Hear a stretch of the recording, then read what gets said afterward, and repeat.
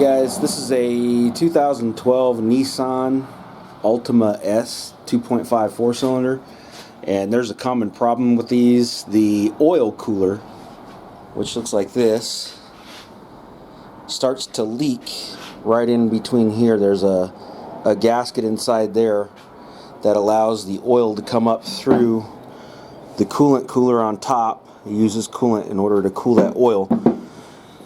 Goes in through one area, out the other, such and such. But what this video is for is to show you an easier way to get the hoses off once you've unmounted or removed and loosened the oil cooler itself. There's limited lighting up in there, but there's the cooler off to the side. There's where it mounts right there above that CV axle. I can't really point at it, but you can see it. And there's hoses that connect on top of that. Like I said, it's cooled by the coolant hoses. And a lot of guys, I've seen people will fight with that. Once they get it off, they'll try to get their hands inside that little opening in order to take the coolant hoses off.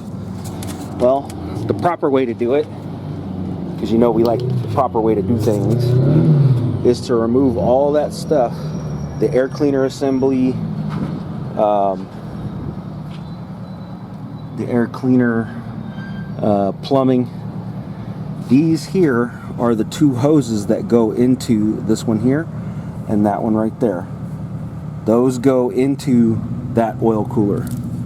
So if you take everything off, drain the coolant out a little bit, you could pull the petcock or loosen the petcock on the radiator. However, that'll take a while for that to do that. So what I like to do is I like to pull the bottom hose off here, this hose here, and put a bucket underneath, which I got down there, a clean one.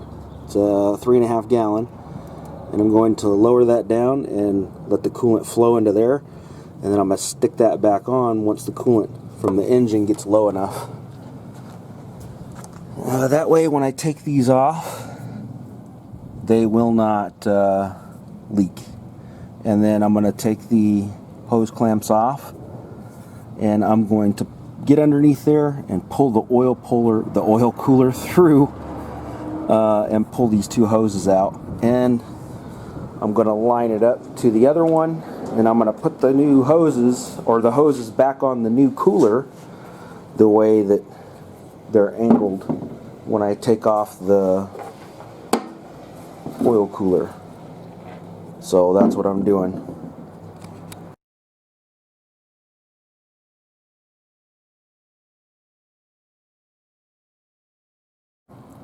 Alright, so I drained the coolant.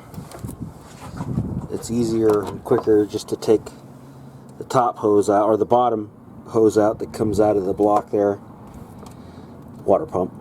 And then I put my bucket underneath there, drained out the coolant, and this is one hose that goes to, I believe this is the feed hose that goes to the oil cooler, and this down here is the return hose that goes to the oil cooler also. And I moved this heater hose out of the way in order to gain access to the compression clamp that goes to that bottom hose. So once you get those loosened there, there's a little, let me see if I can zoom in, there's a dual clip there. Those two guys there, the two dual clip saddles, that those two hoses that go to the oil cooler sets inside of those. So just unclip them, lift them both up, and then once you get those loose, kind of feed them to where they'll go right through there. Then you get back underneath here, right there, and the oil cooler sits right there after you've loosened it, and you can pull it out with the hoses, so you're not trying to unclamp the hoses and reclamp them up inside there. So this is what it looks like. This is the new one, this is the old one. You're going to put these hoses on there, just move them over and put them on there just like you see them onto this one. And I'm actually going to use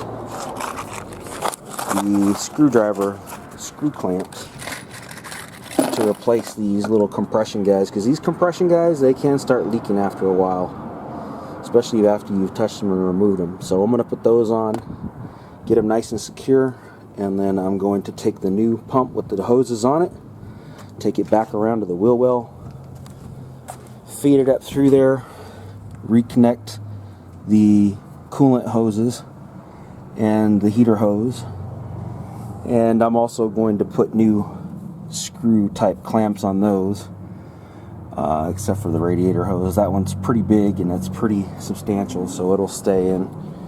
And then I'm going to go back underneath on the other side and put the two nuts on that go on each side of the oil cooler. It kind of sits in there like so. One goes there, one goes there. You're also going to switch over the oil sensor, pressure sensor. It'll go here, and that'll be it. So when I get to that point, I will come back and show you what I'm doing.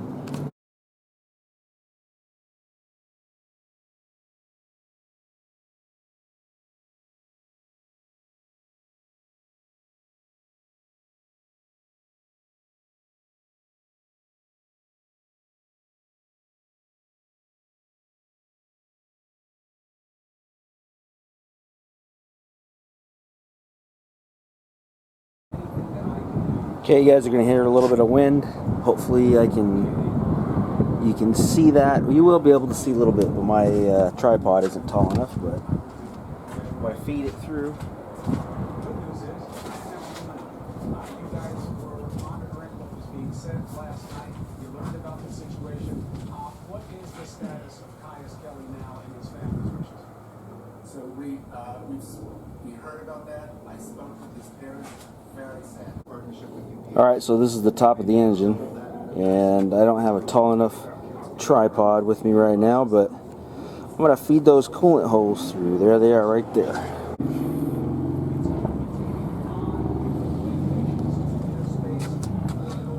So I don't know if you can see that, guys, but